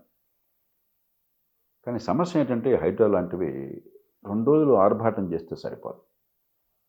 మన దేశంలో మామూలు పరిపాలన స్తంభించిపోయి అంత మిషన్ మోడ్ పరిపాలన అయింది. పెద్దానికి ఒక హడావిడి, ఒక ఆర్భాటం, ఒక 4 రోజులు గందరగోళం, తర్వాత క్రమక్రమంగా న్యూస్ సైకిల్ మారిపోగానే పూర్తిగా మరపుకు రావడం, దాంతో అనుకున్న ఫలితాలు రావట్లా. నేను చిన్న ఉదాహరణ ఇస్తాను. నేను శాసనసభ్యుడిగా ఉండగా డ్రైన్ మీదే వాళ్ళు ప్లాట్ఫామ్ బిల్డ్ చేసి డ్రైన్ మొత్తాన్ని బ్లాక్ చేసి 3 అంతస్తుల బిల్డింగ్ కట్టారు. సరే, 1 అడుగు 2 అడుగులో బేదలో వాళ్ళు ఆక్రమించుకుంటే తర్వాత చూసుకోవచ్చు, అది పెద్ద ఒకరోజు అర్జెంటుగా సమస్య కాదు. అసలు డ్రైనే అడ్డుకున్నట్టయితే వరదలు వస్తే అంత దారుణం అయిపోతుంది. నేను కొంచెం గట్టిగా స్పందించి, ఈ సర్కిల్ స్థాయిలో అయితే డిప్యూటీ కమిషనర్ వాళ్ళు పాపం చేయలేరు, వాళ్ళ మీద ఒత్తిళ్ళు చాలా ఉంటాయని చెప్పి మున్సిపల్ కమిషనర్ అన్నాడు ఒక ఉన్నతాధికారి, నా దగ్గర పనిచేశాడు. ఆయన మంచి అధికారి, చాలా సమర్థుడు, విదేశాల్లో శిక్షణ పొందాడు నగరపాలన మీద, పిహెచ్డి కూడా పొందాడు ఆయన. నేను ఆయనకి చెప్పాను, వీళ్ళు ఈ స్థాయిలో చేయలేరు, మీ స్థాయిలోనే తీసుకుని కనీసం ఇలాంటి దారుణమైనటువంటి ఆక్రమణను తొలగించండి, ఆ డ్రైన్లు కాస్త ఫ్రీ ఫ్లో ఉండడం కోసం ఏర్పాటు చేయండి అని చెప్పంటే ఆయన ఒక శనివారం నాడు నడుము కట్టి అక్కడి నుంచి సెంట్రల్ స్క్వాడ్ అవదాన్ని పంపించి చేస్తే కొన్ని గంటల్లో అన్ని పార్టీల కార్పొరేటర్లు ఏకమైపోయారు. మామూలుగా అయితే ఈ పార్టీ ఆ పార్టీ పోటాపోటీలు ఎన్నికల్లో ఒకటి మీద కూడా ఖర్చు పెట్టడం, తర్వాత తిట్టుకోవటం మామూలు, మన రాజకీయం అదే కదా. ఈ విషయంలో అంతా సామరస్యంగా కలిసిపోయారు గంటల వ్యవధిలో, గంటల్లో. వెంటనే ముఖ్యమంత్రి దగ్గరికి వెళ్ళి దాన్ని ఆపించారు. ముందు ఎవరు సార్ ముఖ్యమంత్రి అప్పుడు? కిరణ్ కుమార్ రెడ్డినా? నేను ముఖ్యమంత్రి నేను నేను అంటే ఆయన మనం టార్గెట్ ఆయన అనేది చెప్పడం అని కాదు. రాజశేఖర రెడ్డి గారు పోయిన తర్వాత అది. ఆ తర్వాత కాలంలో ఎవరైంటనే పాలనన్నీ అంటలే ఎవరన్నా జరిగేది అదే. ఓకే. 10 రోజుల్లో ఆ మున్సిపల్ కమిషన్ని బదిలీ చేయించారు హైదరాబాద్ నుంచి. చాలా సమర్థులైన ఉన్నతాధికారిని 10 రోజుల్లో అందరూ శాసనసభ్యులు కలిసి అని బదిలీ చేయించారు. కాబట్టి ఇది ఒక్కరోజు పండుగ కాదు, ఇది ఇళ్ళలుగానే పండుగ కాదు. దీర్ఘకాలం శాశ్వత ప్రాతిపదికన ఈ డ్రైన్ల అడ్డు లేకుండా మనం ఏ రకంగా చేస్తాము దానికి ఒక సంస్కృతి నిర్మాణం చేయాలి. అది మామూలు పరిపాలన పటిష్టం చేయాలి. అలా కాకుండా ఈ మిషన్ మోడ్ చాలదు. 1, 2 సరస్సుల్ని కాపాడాము, అవసరం, దాని అనుమానం లేదు. కాపాడిన తర్వాత సరస్సుల్లో ఏం జరుగుతుంది? హైదరాబాద్లో ఇన్ని కట్టడాలు వస్తున్నాయి. 20 లక్షలకు పైగా హైదరాబాద్లో కుటుంబాలు ఉన్నాయి. 1 కోటి జనాభా, 1,10 లక్షల జనాభా ఉందంటే 20 లక్షలు వీళ్ళు పెద్ద తిరిగితే అట్లా అక్కర్లేదు కదా. 20 లక్షల పైన ఉంటాయి కానీ తక్కువ. 23 లక్షలు అన్నారు. 23 లక్షలు. ఎన్నిళ్ళకి మీకు ఈ సివరేజ్ సిస్టమ్ ఉందో తెలుసా మీకు? డ్రైనేజ్ సిస్టమ్ మన బాత్రూముల నుంచి మనం మరి ఇదంతా మైలంతా వెళ్ళాలి కదా, సివరేజ్ ఉన్నది. 23 లక్షల ఇళ్లలో ఎన్ని ఇళ్ళకు ఉందో తెలుసా మీకు? నిర్దిష్టంగా తక్కువ ఉందని తెలుసు. 8 లక్షల ఇళ్లకు ఉన్నది. 23 గాను జస్ట్ 8 లక్షలు అంటే 15 లక్షల ఇళ్లకి సివరేజ్ లేదు, మురుగునీటి పారుదల లేదు. ఎక్కడికి పోతుంది అదంతా? అధికారికంగా ఏం చేస్తారు? ఒక అపార్ట్మెంట్ కాంప్లెక్స్ కట్టినప్పుడు ఒక ఎస్టీపీ సివరేజ్ ట్రీట్మెంట్ ప్లాంట్ పెట్టాలని నిర్ణయం చేస్తున్నారు. ఎందుకంటే అక్కడ సివరేజ్ లైన్ లేదనుకోండి, ఆ ప్రాంతంలో వేరే మార్గం లేదు. పేరుకి ఎస్టీపీ నిర్మాణం అవుతున్నారు కదా, 5 లక్షలు, 10 లక్షలు, 20 లక్షలు ఖర్చు పెడతారు ఆ సైజుని బట్టి. అక్కడికి వెళ్తారు, ఇన్స్పెక్ట్ చేసి బాగుందంటాడు, ఏదో ఆమె తీసుకుంటాడు, ఏదో సర్టిఫికెట్ ఇచ్చేస్తారు, మీరు ఫిట్ ఫర్ రెసిడెన్స్ అని చెప్పని ఏదో జరిగేది మనకు తెలుసు ఏం జరుగుతుందో. నిజానికి ఏం జరుగుతుంది? 190 సందర్భాల్లో అక్కడికి వచ్చినటువంటి సివేజ్ అంతా కూడా పైపులో పక్కన లేక్లోకి వెళ్ళిపోతుంది. ఒకప్పుడు హైదరాబాద్లో లేకులు మంచినీటి చెరువులు, హుస్సేన్ సాగర్ మంచినీటి చెరువు ఒకప్పుడు, ఒక 100 ఏళ్ల క్రితం. ఈవేళ హుస్సేన్ సాగర్లో ఎవరన్నా పొరపాటున పడిపోతే వాళ్ళు చనిపోయేది మునగడం వల్ల కాదు, ఆ విషం వల్ల చనిపోతారు. ఏమవుతుంది? ఈ లేక్స్ అన్నింటిలో కూడా ఈ సివేజీ, కొన్ని చోట్ల కెమికల్ ఎఫ్లూయెంట్స్ ఫ్యాక్టరీలు ఏమన్నా ఉంటాయి, అది పెద్ద ఎక్కువ ఈ మధ్యకాలంలో తగ్గిందేమో. ఇదంతా కలిసి నా కుక్కటిపల్లాల నుంచి హుస్సేన్ సాగర్కి వెళ్ళిపోతుంది. కాబట్టి మీరు ఈ సివరేజ్ సిస్టమ్ని పక్కాగా అమలు చేయకుండా వేస్ట్ డిస్పోజల్ అది పక్కాగా చాలా చేతులైన పని. ఇది చాలా చెప్పుకోవడానికి కూడా సంతోషమైన పని కాదు. ఇది మన బాత్రూంలు శుభ్రం చేసుకోవటం ప్రతిరోజు చేసుకోవాలి కదా. ఒకరోజు ఆర్భాటం చేస్తే బాత్రూమ్ బాగుపడినట్టున్నా, ఇవాళ చేస్తే మళ్ళీ రేపు చేసుకోవాలి, రేపు చేసుకుని మళ్ళీ ఎల్లుండి చేసుకోవాలి. మన పళ్ళు తోముకోవటం ప్రతిరోజు పళ్ళు తోముకోవాలి కదా. ఒకరోజు తోముకున్నాను పెద్ద ఉద్యమంగా చేశానంటే కాదు కదా, రేపు మళ్ళీ పళ్ళు తోముకోవాలి, రేపు స్నానం చేయాలా, రేపు శరీరం శుభ్రమించుకున్నాం, బట్టలు ఉతుక్కోవాలి రేపు. ఇవన్నీ ప్రతిరోజు జరిగే పనులు. ఇది శాశ్వతంగా జరగాలి, ఒకరోజు ఆర్భాటంతో జరిగేది కాదు. మన పరిపాలన అంతా కూడా మీకు గుర్తుందో రోజు ఒక 10-15 ఏళ్ల క్రితం ప్లాస్టిక్స్ నిషేధిస్తున్నాం పెద్ద మనం చేశారు, సంతోషపడ్డాం. ఇళ్లలో మనం అంతా కూడా వెట్ వేస్ట్, డ్రై వేస్ట్ ఏదో సెపరేట్ చేసాం. చీర ఏమవుతుంది? అవన్నీ కాగితం మాటలకు పరిమితమైనాయి. వాడు తీసుకెళ్లే మున్సిపల్ బండిలో ఈ మనం ఇవ్వగానే 2 వేరువేరుగా ఇచ్చినా కూడా 2 కలిపేస్తున్నారు. మనం కూడా వేరువేరు చేయడం మానేసాం. మనం ఫ్రాంక్గా మాట్లాడుకుందాం జరుగుతుంది. కాబట్టి ఈ ఈ మిషన్ మోడు 2 రోజుల ఆర్భాటం చాలు. కొంత ప్రచారం కోసం, ప్రజల్లో అవకాశం కోసం చేయొచ్చు, తప్పలేదు. కానీ దాంతో అదే పరిపాలన అనుకుంటున్నాం మనం. సో మామూలుగా పరిపాలన పటిష్టంగా చేయటం అనేది మనకు లేకుండా పోయింది. రేవంత్ రెడ్డి పనితీరు చూస్తే హైడ్రా ఆయన కంటిన్యూ చేసేటట్టు కనబడుతున్నదా, లేదా ఒత్తిళ్లు వస్తే కనుక? ఎందుకంటే అన్ని పార్టీలు ఏకమైనది కదా ఒక అధికారి విషయంలో. ఇక్కడ ఏమన్నా ప్రజలు చేసే బహుశా కొనసాగుతుంది కొంతకాలమైనా, అంటే ప్రజల దృష్టి ఉన్నంతకాలం. ఎందుకంటే ప్రజల్లో బాగా ఆసక్తి, ఎందుకంటే ప్రజలకు కసి ఉంది. లోతుగా పరిపాలన ఇప్పుడు నేను చెప్పిన అర్థం కాకపోవచ్చు, ఇప్పటిదాకా ఇది సీవేజ్ మనం లేక్లో పంపిస్తున్నాం అనే విషయం తెలియకపోవచ్చు చాలామందికి. కానీ ఈ లేక్లు ఆక్రమించుకుంటున్నారు బలం ఉన్నవాళ్ళు, రాజకీయంగా బలం ఉన్నవాళ్ళు, డబ్బు ఉన్నవాళ్ళు దోచేసుకుంటున్నారు, లేకపోతే అడపదడప వరదలు వస్తున్నాయి, మునిగిపోతున్నాయి, ఇది అర్థమవుతుంది. కాబట్టి దాన్ని ఒక ఛానలైజ్ చేశారు. కాబట్టి ఈ ప్రజల్లో రేపు పొద్దున ఏమన్నా కనుక వెంటనే కనుక లొంగిపోయేదన్న వెనక్కి వెళితే ప్రజలు ప్రతిఘటిస్తారు. ఆనాడు నేను చేసినప్పుడు ప్రజల నుంచి ప్రతిఘటన పెద్దగా రాలేదు. ఏదో అధికార కార్యక్రమం జరిగింది, మరి పార్టీలు కలిసిపోయారు, ప్రజలు మౌనంగా ఉండిపోయారు, మంది కాదనుకున్నారు, దానికి చేయలేకపోయినా. కానీ ఇప్పుడు రాజకీయ సంకల్పం ఉంది కాబట్టి, ప్రజలకు సందేశం ఉంది కాబట్టి వెనక్కి వెళ్ళటం పెద్దగా ఉండదు. కానీ ప్రతిరోజు ప్రజల కళ్ళు ఉంటాయా ఏ విషయం మీదైనా? మన జీవిత పోరాటంలో మనం ఉన్నాం. పొద్దున్న లేచిన దగ్గర నుంచి మన కుటుంబంలో మన పనులు మనకు ఉంటాయి. మన పిల్లల గొడవలు ఉంటాయి, మనకి ఇంట్లో సరుకులు ఉంటాయి, లేకపోతే ఇవాళ సంపాదన ఉంటుంది, ఏదో ఏదో కష్టాలు ఉంటాయి, నష్టాలు ఉంటాయి, ఈతి బాధలు ఉంటాయి. మనిషి జీవితంలో లక్ష పద్ధతులు ఉంటాయి. ఇవన్నీ పట్టుకుని కుర్చీ వేసుకునే పని చేయరు ఎవరును. కాబట్టి ఎల్లకాలం ప్రజల దృష్టి దాని మీద ఉండటం సాధ్యం కాదు. అందుకని వ్యవస్థీకరించాలి. నేను చెప్పేది దీన్ని రొటీన్ అడ్మినిస్ట్రేషన్గా మార్చకపోయినట్టయితే ఈ డ్రైనేజ్ వ్యవస్థని కానీ ఈ మొత్తాన్ని ప్రక్షాళన చేయడం కానీ దీర్ఘకాలికంగా చేయకపోతే కొంతకాలం పోయాక దాని ప్రభావం తగ్గిపోతుంది. అని నిరంతర ప్రక్రియ ఉండాలంటారు. కానీ సరే రేవంత్ రెడ్డి వచ్చి కేసీఆర్ గత ప్రభుత్వం ఉన్నప్పుడు 1,00,000 కోట్ల రూపాయలు కాళేశ్వరం అని ఒక చర్చ జరిగింది. ఇప్పుడు మూసీ రివర్ ఫ్రంట్ 1,00,000 కోట్లు అంటున్నారు. నిజంగానే మూసీ రివర్ ఫ్రంట్ ఆచరణలోకి వస్తే కనుక హైదరాబాదుకు అదనపు ఆదాయ వనరు అవుతుందా? అభివృద్ధి నమూనాలో ఇది ఒక మంచి నమూనా. నేను ఫ్రాంక్గా చెప్తున్నాను, నేను చాలా పొదుపరిని. మీరు 1,00,000 కోట్ల రూపాయలు అనగానే నాకు చాలా భయం వేస్తుంది. నేను చదివిన సార్ పేపర్లో. మనది పేద దేశం. తక్కువ ఖర్చుతో ఎక్కువ ఫలితం ఎట్లా అని ఆలోచించాలి కానీ ఆర్భాటంతో ఎక్కువ ఖర్చుతో తక్కువ ఫలితం లేకపోయినా హడావిడి అని చెప్పన్నది మన దేశంలో పరిపాటి అయిపోయింది. 1,00,000 కోట్లు అంటే మనం చాలా ఆషామాష అనుకుంటున్నాం. చైనా 3 గార్జెస్ డ్యామ్ అని ఒకటి కట్టింది హువాంగ్హో రివర్ మీద. అది ప్రపంచ స్థాయి ప్రాజెక్ట్, బహుశా ప్రపంచంలో అతిపెద్ద ప్రాజెక్టు. దానికైనా ఖర్చు 1,00,000 కోట్లు. చైనా ఆర్థిక వ్యవస్థ ఈవేళ $17 ట్రిలియన్. 17 ట్రిలియన్ డాలర్లు. మన తెలంగాణ ఆర్థిక వ్యవస్థ ఈవేళ $200 బిలియన్. 200 బిలియన్ డాలర్లు అంటే 85వ వంతు చైనాలో 85వ వంతు. చైనా అప్రతిహతంగా అమెరికాని కూడా భయపెట్టే రీతిలో పెరుగుతుంది. చైనా ఎవరన్నా వెళ్తే మన బంధువులు కానీ మిత్రులు ఎవరన్నా అడగండి మీరు, వాళ్ళు ఏ పార్టీ వాళ్ళని కావచ్చు, ఏ కులం వాళ్ళని కావచ్చు, ఏ వర్గం వాళ్ళని కావచ్చు, చైనా వెళ్ళొచ్చాక అడ్మైర్ చేయని వాళ్ళు ఎంత అద్భుతంగా అక్కడ ప్రగతి జరుగుతుంది అని చెప్పిన అబ్బురపడిన వాళ్ళు ఉండరు. నిజమే సార్. నేను ఇంతవరకు చూడాల, ప్రపంచంలో ఎక్కడ చూడాల. అమెరికా వాళ్ళని చూడలేదు, బ్రిటిష్ వాళ్ళని చూడలేదు, జర్మనీ వాళ్ళని చూడలేదు, ఇండియన్ చూడలేదు. చైనా వెళ్ళొచ్చాక అద్భుతం అని చెప్పిన వాడిని నేను చూడాల. అలాంటి చైనాలో అంత పెద్ద ప్రాజెక్ట్ అది. చైనా ఆర్థిక వ్యవస్థని, చైనాలో సగం దేశం ఆర్థిక వ్యవస్థను మార్చేసింది. మంచినీళ్ళు, మరి నగరాలకు నీళ్లు, అంతకుమించి ట్రాన్స్పోర్టేషన్, అక్కడి నుంచి హాంకాంగ్ పోర్ట్ దాకా, మన షాంఘై పోర్ట్ దాకా ట్రాన్స్పోర్టేషను, పోర్ట్ సౌకర్యాలు, చైనా మొత్తం సమాజాన్ని మార్చేసింది. దానికైనా ఖర్చు జాతీయ స్థాయిలో మీరు చెప్పిన డబ్బు లెవెల్లో, కాళేశ్వరం డబ్బు లెవెల్లో, దీని డబ్బు లెవెల్లో అంత దేశం ఆ డబ్బుల్ని అంత సద్వినియోగం చేసుకుంటే మనం ఏంటో చాలా అలవోకగా 1,00,000 కోట్లు, 50,000 కోట్లు, 30,000 కోట్లు, 90,000 కోట్లు ఏదో చెల్లపెంకుల్లాగా మాట్లాడుతున్నాం. అతి తక్కువ ఖర్చు అతి ఎక్కువ ఫలితం చూడాలి. ఎందుకంటే ఇప్పటిదాకా చాలా చూసాం. కొన్ని 100 కోట్లు హుస్సేన్ సాగర్కి పెట్టారు, కొన్ని 1,000 కోట్లు దానికి పెట్టారు, దీనికి పెట్టారు. ఫలితం ఏమొచ్చిందో మనం చూసాం. కాబట్టి నేను వివరాల్లోకి వెళ్ళలేదను.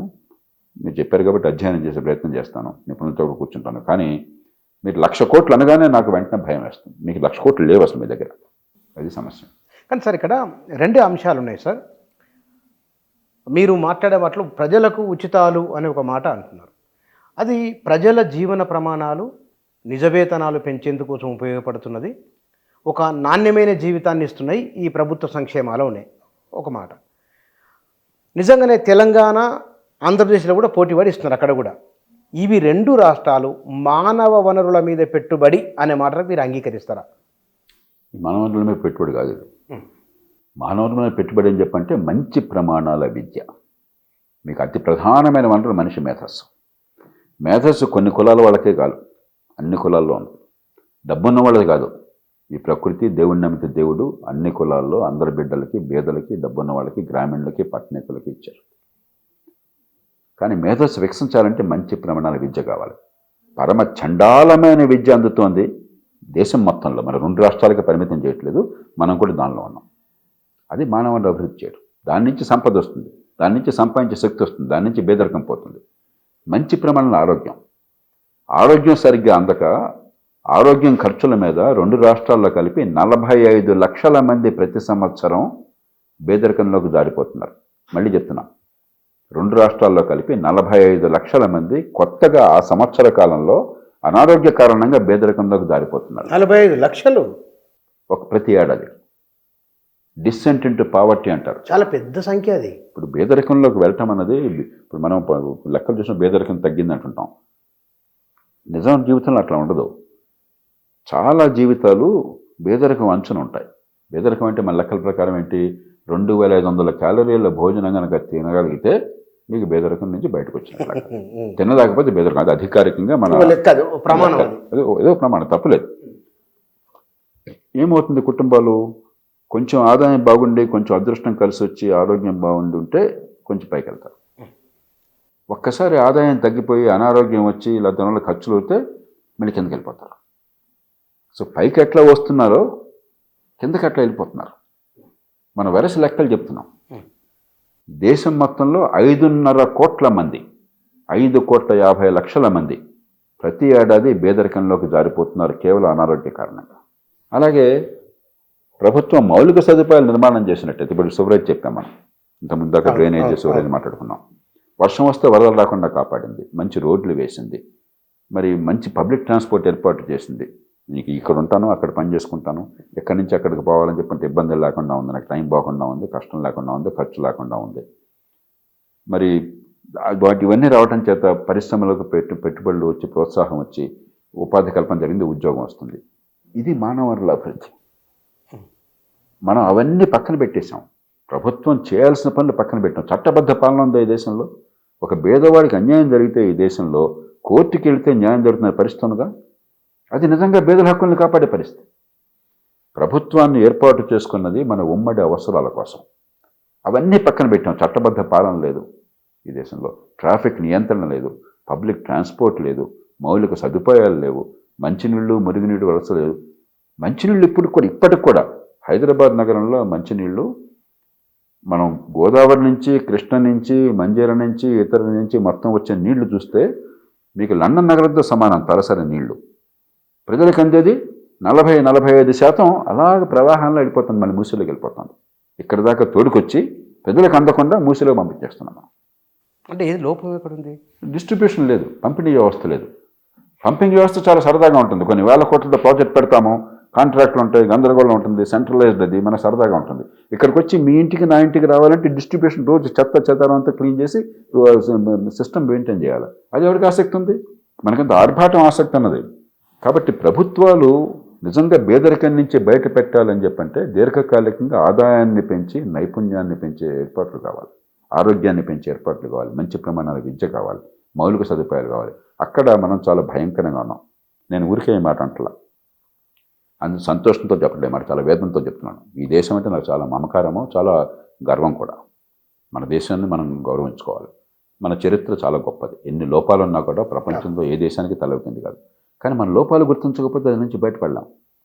50 పెద్ద దేశాలను మీరు తీసుకుంటే, అంటే $200 బిలియన్ కంటే ఎక్కువ జీడిపి ఉన్న దేశాలు 50 ఉన్నాయి ప్రపంచంలో. 50 దేశాలను తీసుకుంటే ఏ రంగంలోనైనా మీరు తీసుకోండి, సివరేజ్ కనెక్షన్లు ఇందాక మాట్లాడుకున్నాం, లేకపోతే స్టామ్ వాటర్ డ్రైనేజీ, రోడ్లు జనాభాను బట్టి ఎంత ఉన్నాయి, రైళ్ళు, పిల్లల విద్యా ప్రమాణాలు, ఆరోగ్య ప్రమాణాలు, మిగతా ఏదన్నా తీసుకోండి, ఇండియా బాటమ్ 5లో ఉంది ప్రతి రంగంలో. మన తోటనున్న దేశాలు పాకిస్తాన్, బంగ్లాదేశ్, నైజీరియా. ఇలా ఉన్నంతకాలం పేదరికం కొనసాగుతుంది. ఇవన్నీ అవసరం పేదలకి. డబ్బున్నవాడికి అక్కర్లా. డబ్బున్నవాడు గేటెడ్ కమ్యూనిటీలో ఉంటున్నాడు, డబ్బున్నవాడు విమానాల్లో వెళ్తున్నాడు, డబ్బున్నవాడు వేరే తంటాలు పడుతున్నాడు, డబ్బున్నవాడు ఖరీదైన స్కూళ్ళలో పిల్లలు చదువు చేయించుకుంటున్నాడు, విదేశాలు పంపించుకుంటున్నాడు. ఇవన్నీ ప్రభుత్వం చేయాల్సింది పేదలకి. ఇవి నిర్లక్ష్యం చేసి తాత్కాలికంగా ఆకట్టుకోవడం కోసం, ఆ పూట కడుపునింపడం కోసం మనం సంక్షేమం ఇస్తున్నాం. సంక్షేమం వద్దని నేను అంటలా, నేను మళ్ళీ చెప్తున్నా. పేదరికం ఉన్నప్పుడు ఆ కట్టిక దారిద్ర్యం నుంచి బయటపడడానికి, ఆ బాధ తగ్గడానికి కొంత సంక్షేమం కావాలి. కానీ సంక్షేమమే పరిపాలన. సంక్షేమంతో బ్రహ్మాండంగా చేసామన్నది బోటకం, ప్రజల్ని మోసం చేయడం, ప్రజల జీవితాలను నాశనం. సార్, నేను హైదరాబాద్లో ట్రాఫిక్ సిగ్నల్ దగ్గర 40 సంవత్సరాలుగా హెల్మెట్ పెట్టుకోండి అని చెప్తున్నారు. సిగ్నల్ దాడితే ఫైన్ వేస్తున్నారు. అది 100 కోట్ల నుంచి 500, 1000 కోట్లకు ఫైన్ పోతున్నది. ఫైన్ కట్టడానికి సిద్ధపడుతున్నారు కానీ చట్టాన్ని ఉల్లంఘించడానికి భయపడట్లేదు. ఎవరిని సార్? మళ్ళీ మీరు ప్రజలు నిందిస్తున్నారు. నేను నిందించట్లేదు సార్, నేను చెప్తాను. It's practical. చెప్తాను. మీరు గత 5 ఏళ్ళు పత్రికలు లెక్కటండి, మీరు పాత్రికేయులు. సార్, గత ప్రభుత్వం కానీ ఈ ప్రభుత్వం కానీ ఎన్నిసార్లు మీ పెనాల్టీస్ అన్ని వేవ్ చేసేసాం అనలేదు? ట్రాఫిక్ అఫెన్సెస్ ఉంటే ఫైన్ వేసేది డబ్బులు సంపాదించడం కోసం కాదు. అరే నేను కనుక హెల్మెట్ వేసుకోకపోతే రెడ్ లైట్ని కనుక ఉల్లంఘించినట్టయితే నాకు పెనాల్టీ పడుతుంది కాబట్టి ఒళ్ళు దగ్గర పెట్టి ట్రాఫిక్ రూల్స్ ఫాలో అని చెప్పిన ఆలోచన రావడం కోసం. వీళ్ళు ఏం చేస్తున్నారు, ఓటు పోతుందనో ఏదో కారణంగా గతంలో టీఆర్ఎస్ ప్రభుత్వం చేసింది, ఇప్పుడు కాంగ్రెస్ ప్రభుత్వం చేసింది. 10% కడితే మిగతా అంతా రద్దు. ఏంటి ఏమన్నా వేలం పాట ఇది? చట్టాన్ని ఉల్లంఘించినందుకు ఫైన్ వేసాం ప్రవర్తన మార్చడం కోసం. ఏ సంకేతం ఇస్తున్నారు? హైదరాబాద్ ఏం చెప్పుకుంటారు, వీళ్ళు ప్రపంచంలో ఏ నగరంలో లేనట్టుగా మా దగ్గర సీసీటీవీ కెమెరాస్ కొన్ని వేలు ఉన్నాయి, 10,000 ఉన్నాయి. అవన్నీ సంధానం చేసాం ప్రైవేటు గవర్నమెంట్ కలిపి. కాబట్టి మీ దగ్గర సమాచారం ఉంది. కానీ పెనాల్టీలు వేస్తున్నారా? వీటిలా పెనాల్టీ వేయకపోతే, నేను తప్పు చేస్తే పెనాల్టీ పడుతుందన్న గ్యారంటీ ఉంటే గ్యారంటీగా ట్రాఫిక్ రూల్స్ ఫాలో అవుతారు. ప్రపంచంలో ఎవరైనా ట్రాఫిక్ రూల్స్ వైలేట్ చేయాలని ప్రయత్నం చేస్తారు. అమెరికాలో కూడా చూశాను నేను. అమెరికాలో మీకు పోలీసులు ఏం చేస్తారంటే హైవే మీద చాలా చోట్ల పక్కన కారు పెట్టుకుంటారు, ఒక రేడార్ ఉంటుంది. ఆ రేడార్ మీ స్పీడ్ని పసిగడుతుంది. అది దాటగానే వాడే చాపుతాడు మిమ్మల్ని. దానికి ప్రజలు ఏం చేశారు, చాలామంది కారుల్లో ఆ రేడార్ డిటెక్టర్ పెట్టుకున్నాడు. అంటే ఇక్కడ రేడార్ ఉందని వాడు తెలిసిపోతుంది అంటే ఆపుతాడు. దానికి పోలీసు వాళ్ళు ఏం చేశారు, దానికి మళ్ళీ యాంటీ ఇంకో టెక్నాలజీ దాని. ఇవన్నీ ఈ డ్రామాలు జరుగుతుంటాయి, మానవ సహజం ఇది. అక్కడ కూడా అలా వెళ్ళేవాడు అనుకుంటామంటే ఇది పెద్ద ఏం లేదు కదా, ఆఫ్టర్ ఆల్ కొంచెం స్పీడ్కి వెళ్తున్నాం కదా అనుకుంటాడు. ప్రాణం పోతుంది నాది కానీ అవసరం అనుకోడు, ఎవరు ప్రాణం పోవాలని చేసుకోడు. కానీ ఖచ్చితంగా చట్టం మిమ్మల్ని పట్టుకుని ఖచ్చితంగా పెనాల్టీ వేస్తుంది. డెఫినెట్గా ఒకసారి పెనాల్టీ ఒక స్థాయి, ఇప్పుడు ఉదాహరణకి 85 మైళ్ళు దాటింది అనుకోండి స్పీడ్, 65 అక్కడ మ్యాక్సిమం స్పీడ్ దేశంలో, చాలా దాదాపు దేశం అంతా కూడా. కొంచెం గణనీయంగా స్పీడ్ పెరిగింది అనుకోండి, ఇన్సూరెన్స్ ప్రీమియం పెరిగిపోతుంది కారు. ఆటోమేటిక్గా అది రికార్డ్ అవుతుంది. పెనాల్టీ కట్టడమే కాదు, ఇన్సూరెన్స్ కట్టాలి ఎక్కువ. అందుకని ఒళ్ళ దగ్గర పెట్టుకుంటారు. ఇక్కడ మనం చేయట్లేదు అది. మీరు అనుకుంటున్నారు పెనాల్టీలు వేస్తున్నారని, వేయడంలా. మీరు చూడండి, ఒకసారి రికార్డులు చూడండి, వేసిన పెనాల్టీలు వేవ్ చేసేస్తున్నారు. పొద్దున్నే నేను 5:45 కరెక్ట్గా మేమంతా కేబీఆర్ పార్క్ వెళ్తాం. ఇక్కడ నుంచి నేను మా ఫ్రెండ్స్ 4 కార్లు వెళ్తాం వాకింగ్ కోసం. ఇక్కడ నడవలేం కాబట్టి అక్కడ నడవడం కోసం చెప్పని. పక్కనే పంజాగొట్ట చౌరస్తాం. అది ప్రతిరోజు నేను బహిరంగ చెప్తున్నా, రేపొద్దున ఎవరైనా మీరు వెరిఫై చేయండి. 5:45కి నేను ఇక్కడి నుంచి కేబీఆర్ పార్క్కి వెళ్ళే, నాగార్జున సర్కిల్కి వెళ్ళే దారికి నాకు గ్రీన్ వస్తే అటు నుంచి 60 కిలోమీటర్ల దూరంతో నా గ్రీను అయిపోతుంటుంది. 20 సెకండ్లు ఎంత ఉంటుంది, టైం అయిపోతుంది. ఈ వెహికల్స్ వెళ్తూనే ఉంటాయి. నా గ్రీన్ ఉన్నప్పుడు వెళ్ళాలని చెప్పంటే ఒళ్ళంతా భయం, బీపీ వచ్చేస్తుంది, గుండె దడ, ఎక్కడ కొట్టేస్తారో అని చెప్పాను. ఒక్కడికి భయం లేదు, ఎందుకంటే పెనాల్టీలు లేవు. పెనాల్టీలు నేను బహిరంగ చెప్తున్నాను. పెనాల్టీలు వేస్తే ఓటు పోతుందని భయం. అరే రేపొద్దు నేరం చేసాను, మర్డర్ చేసాను తెలిసే, రేపు చేసాను తెలిసే ఓటు పోతుంది కదా. ప్రభుత్వం అనేది చట్టబద్ధ పాలన కోసం, మంది హితం కోసం, సమాజంలో ప్రవర్తన మార్చడం కోసం. అది మొట్టమొదటి పని. నిరంకుశులైన రాజులు కూడా, దుర్మార్గులైన చక్రవర్తులు కూడా, నియంత్రణైన వాళ్ళు కూడా మొట్టమొదటి చేసింది చట్టాన్ని సరిగ్గా అమలు చేయడం, చట్టబద్ధ పాలన తీసుకురావడం. అంచేత మన ప్రజల్ని తిట్టడం చాలా తేలిక. ప్రతిదానికి మన ముఖ్యమంత్రి గారు కూడా గతంలో కొన్నేళ్ల క్రితం ఒక ముఖ్యమంత్రి కానప్పుడు ఒక ఇంటర్వ్యూ చూశాను నేను. మీరంతా మమ్మల్ని మోసం చేయమంటున్నారు, నేను మోసం చేస్తున్నా మమ్మల్ని. అమెరికాలో ఇది గడుస్తాను. మనం ఏంటంటే ఆయన చెప్పిన మాట అబద్ధం అని అంటలే, వాస్తవమే. కానీ చాలా అపరిపక్వమైన విశ్లేషణ. ఎవరు నష్టపోతున్నారో వాళ్ళ మీద భారం పెట్టడం చాలా తెలివైనటువంటి విశ్లేషణ, కానీ నిజాయితీ అయిన విశ్లేషణ కాదు. మిమ్మల్ని పెట్టింది ప్రజలకు అర్థమయ్యేట్టు చెప్పి వ్యవస్థని మార్చడం. అదే పెనాల్టీ పెట్టామంటే ట్రాఫిక్ బాగుండడం కోసం. ట్రాఫిక్ బాగున్నట్టయితే ప్రాణాలు పోకుండా కాపాడుతాం, ట్రాఫిక్ ఫ్రీగా సాగిపోతుంది, పొల్యూషన్ తగ్గుతుంది, మీకు స్ట్రెస్ తగ్గుతుంది అని చెప్పడం కోసం. ఒక వారం క్రితమే నాకు బాగా ఆప్తుడైనటువంటి లోక్సత్తా ఉద్యమంలో పనిచేస్తున్న కుర్రాడు, వాళ్ళ నాన్నగారు స్కూటర్ మీద వెళ్తున్నారు, హెల్మెట్ ఉంది, కానీ ఎప్పుడైతే ట్రాఫిక్ నిబంధనలు సరిగ్గా పట్టించుకోవట్లేదు ఎవరు, హెల్మెట్ని స్కూటర్ దగ్గర నుంచి పెట్టాడు ఆయన. వెళ్ళి పాపం ఈ వర్షాలు పడుతున్నాయి, ఎలక్ట్రిక్ పోలు గుద్ది నిండు ప్రాణం పోయింది. చివరికి మనం ఈ 100 రూపాయలు పెనాల్టీ వేస్తే, 1000 రూపాయలు పెనాల్టీ వేస్తే వాడు తిట్టుకుంటాడో మోటాడో అని చెప్పని వాడు ప్రాణం తీసి స్థాయికి తీసుకొచ్చాం మనం. కాబట్టి చట్టబద్ధ పాలన విషయంలో మీకు మీ బామ్మరిది కావచ్చు, మీ కులం వాడు కావచ్చు, మరొకటి కావచ్చు, చట్టం కనుక నేను తప్పు చేస్తే, ట్రాఫిక్ నిబంధనలను నేను ఉల్లంఘిస్తే నాకు శిక్ష పడుతుందన్న భయం లేకపోతే ప్రాణాలు, దేశంలో 2 లక్షల మంది ప్రాణాలు కోల్పోతున్నారు ప్రతి సంవత్సరం. ప్రపంచంలో హైయెస్ట్ నెంబర్. అత్యధికులు యువత. నిండు జీవితం ముందున్న వాళ్ళంతా చనిపోతున్నారు. మనకి ఎంత గుండె కదలాలి. ఏడాదికి 2 లక్షల మంది 20 ఏళ్ళు 30 ఏళ్ల వయసులో ఉన్న వాళ్ళు ఎక్కువ మంది ప్రాణాలు పోతున్నాయని చెప్పంటే ట్రాఫిక్ యాక్సిడెంట్స్లో ఎంత దారుణం ఇది, ఎంత ఆ కుటుంబాలు ఏమైపోతాయి? 25 ఏళ్ల వయసులో 30 ఏళ్ల వయసులో ఎదిగిన కొడుకో కూతురు చనిపోతే ఆ కుటుంబం ఏమైపోతుంది? కాబట్టి మన ప్రతిదానికి రాజకీయము, ఓట్లు వస్తే దేశం సర్వనాశనమైనా పర్లేదు, జనం అంతా చచ్చిపోయినా పర్లేదు.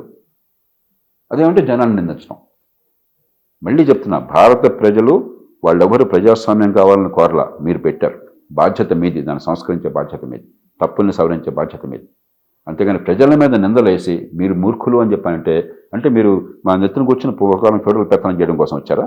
ప్రజాస్వామ్యంలో మార్పు తీసుకోవడం కోసం వచ్చారా? సార్ మీరు చేస్తుంటే ప్రజలేమిటో మీరు బాగా అర్థం చేసుకున్నారు. ఎందుకంటే ఎమ్మెల్యేగా ఉంటే లేక మీరు ఒక అనుభవం ఉన్నది కదా సార్. పబ్లిక్ను మనం పరిపాలకుడు ఎంత మారాలనో ప్రజలు కూడా అంతే మారాలి కదా సార్. నేను చెప్పేది ప్రజల్ని మార్చే బాధ్యత మీది. ప్రజలు మారద్దని నేను అంటల్లా. ప్రజల్ని ఉదాహరణకి నాకు ఓటు అర్థం కావాలంటే పరిపాలన వికేంద్రీకరించి అక్కడ జవాబుదారీగా ఉండేట్టు చేసి నష్టమేంటో అర్థమయ్యేట్టుగా చేయండి, ప్రజలు మేలుకుంటారు. ఆ పని మీరు చేయాల. మరింత కేంద్రీకరించి వాడిని బిచ్చగాడిగా మార్చి మీ ఆఫీస్కి వాడిని రప్పించుకుంటున్నారు. ప్రజలు ఎట్లా మారుతారు? ప్రజలు బిచ్చగాడు అయిపోయారు, ఆలోచించే పౌరుడిగా తయారు కాల.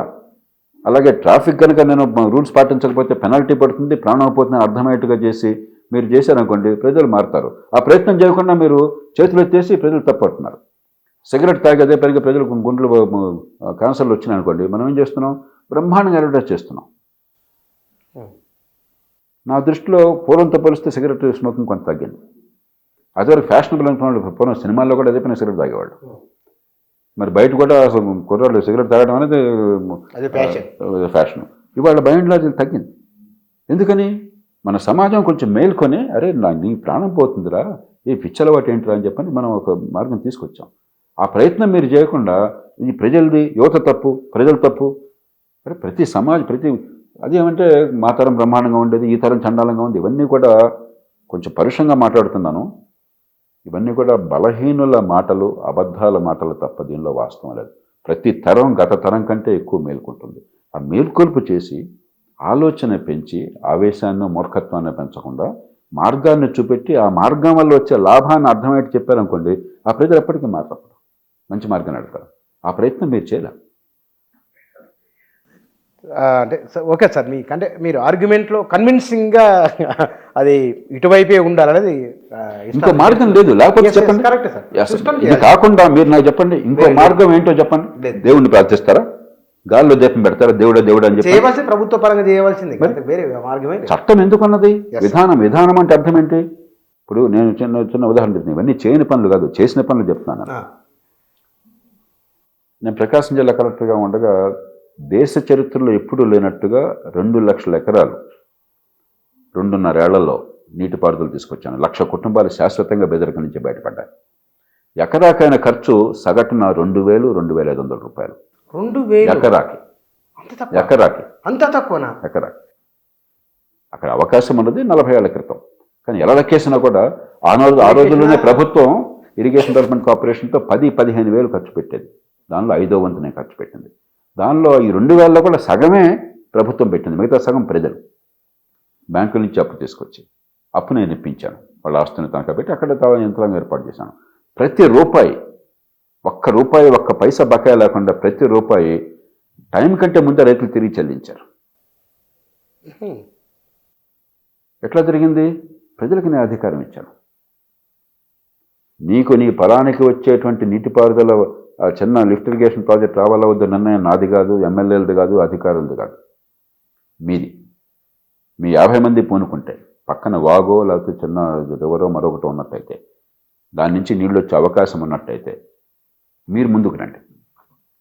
సగం డబ్బు పెట్టుకోవడానికి మీరు సిద్ధపడితే సగం డబ్బు మీ దగ్గర లేదు.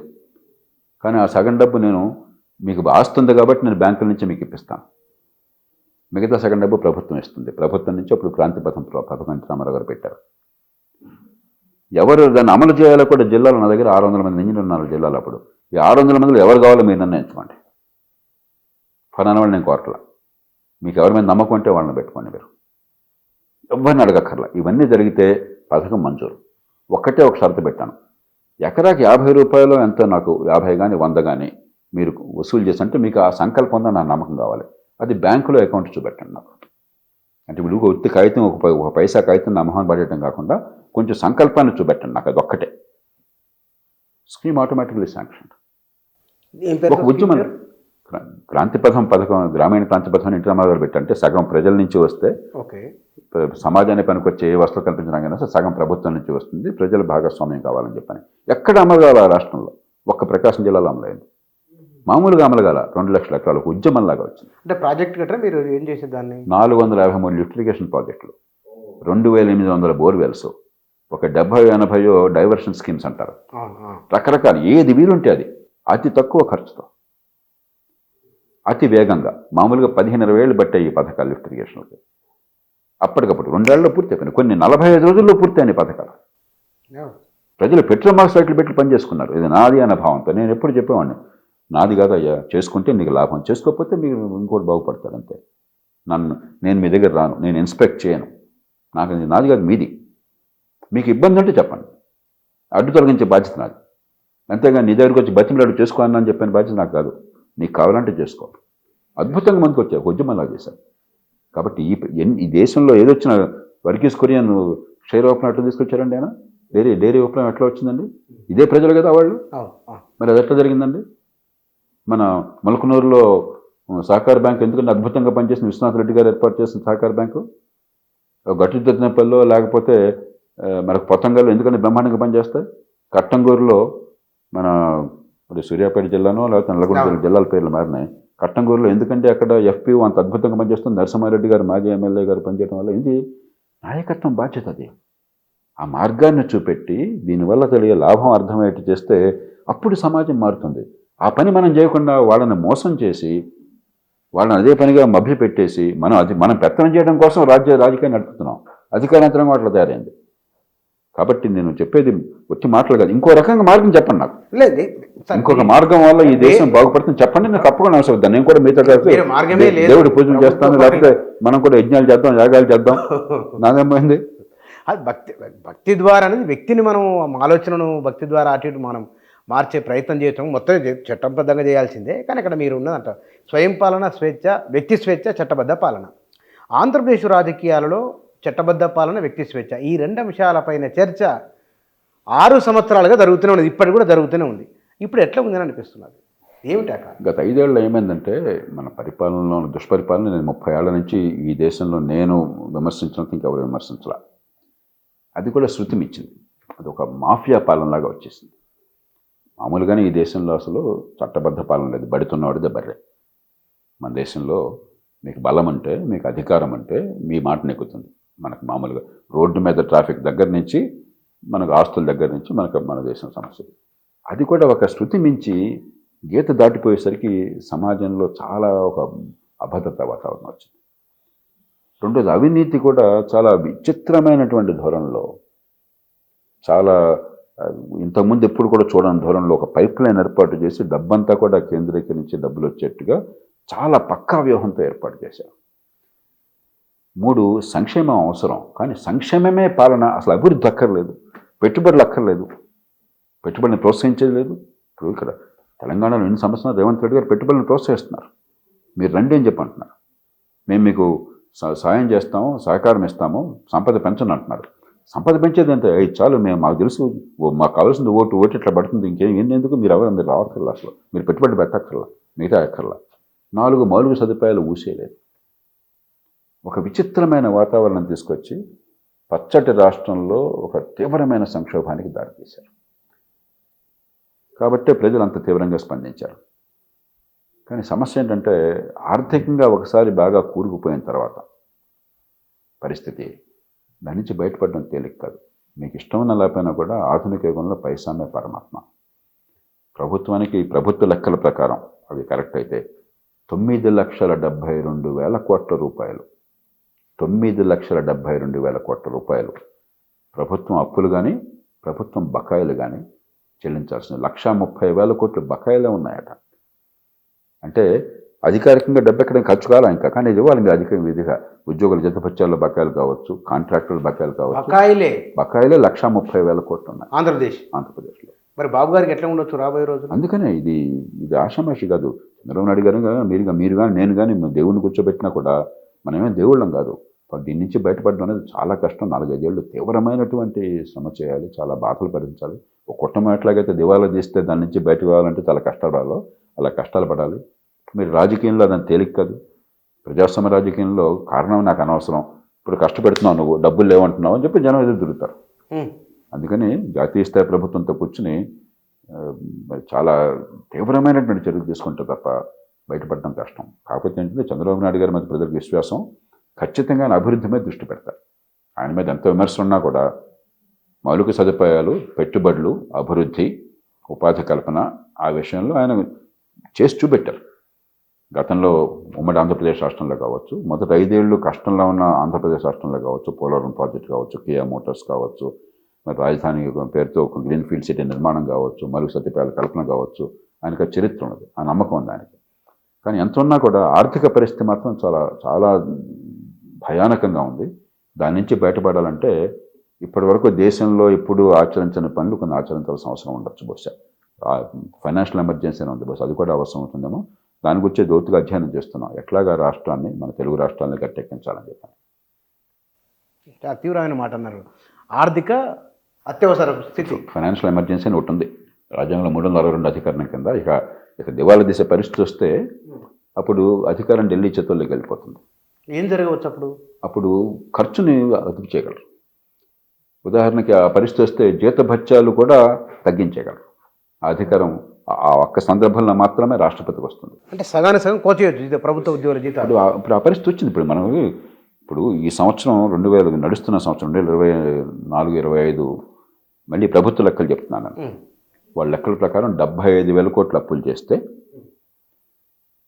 బకాయిలు ఏమీ చెల్లించకుండా ఉంటే ఆ 1,30,000 కోట్లు వాళ్ళంతా సట్టుకోపమే. బకాయిలు చెల్లించకుండా ఉంటే అయినా కూడా 19,000 కోట్ల లోటు ఉంది. ఏది ఒక్కటి కూడా పెట్టుబడులు పెట్టకుండా కేవలం రోజువారీ ఖర్చులు పెట్టే ఖర్చు చూస్తే, జీతాలు, పెన్షన్లు, మరి సంక్షేమ పథకాలు ఇవి మాత్రమే చూస్తే 75,000 కోట్ల రూపాయలు అప్పు తీసుకుని, అంత అప్పు తీసుకునే హక్కు రాష్ట్రానికి లేదు, దానికి పరిమితులు ఉన్నాయి కొన్ని. ఆ పైన 19,000 కోట్ల రూపాయలు లోటు కనిపిస్తుంది. బకాయిలు 1,30,000 కోట్లు తగ్గబడి ఉన్నాయి. బకాయిలు ఏడాదికి 45,000 కోట్లన్నా చెల్లిస్తాము, 3 ఏళ్లలో చెల్లిస్తాం అనుకుంటే మీకు 1,35,000 కోట్ల రూపాయల లోటు సంవత్సరానికి కనిపిస్తుంది. రాష్ట్ర ప్రభుత్వానికి అప్పు చేసేటువంటి అధికారం 3% నుంచి ఉండకూడదు రాష్ట్ర స్థూల ఉత్పత్తులు జిఎస్టీపీలో. అంటే బహుశా 40,000 కోట్లు వాళ్ళకి బాగా ఉంటే అప్పు చేసే అధికారం. 40,000 కోట్లు ఎక్కడ, 1,40,000 కోట్లు ఎక్కడ? ఆయన అప్పు చేసే డబ్బంతా కూడా ఊరికి రోజువారీ ఖర్చు కోసం కాదు, అప్పు చేసి పప్పు కూడా తినడం కోసం, పెట్టుబడుల కోసం. పెట్టుబడులు ఏమీ లేవు దీనిలో, మళ్ళీ ఒక్క పైసా పెట్టుబడి. ఒక మాట, నేను ఇట్లా ఏపీకి సంబంధించిన వారిని ఇంటర్వ్యూ చేసినప్పుడు, వైఎస్ జగన్మోహన్ రెడ్డి ముఖ్యమంత్రి ఉన్నప్పుడు పరిపాలన ప్రజల వద్దకు చేరింది. మీరు ఇందాక అన్నారు ప్రభుత్వ కార్యాలయానికి అధికారం, పరిపాలన చేరల, సంక్షేమం చేరింది. సంక్షేమం తప్ప ఇంకేమీ అందల.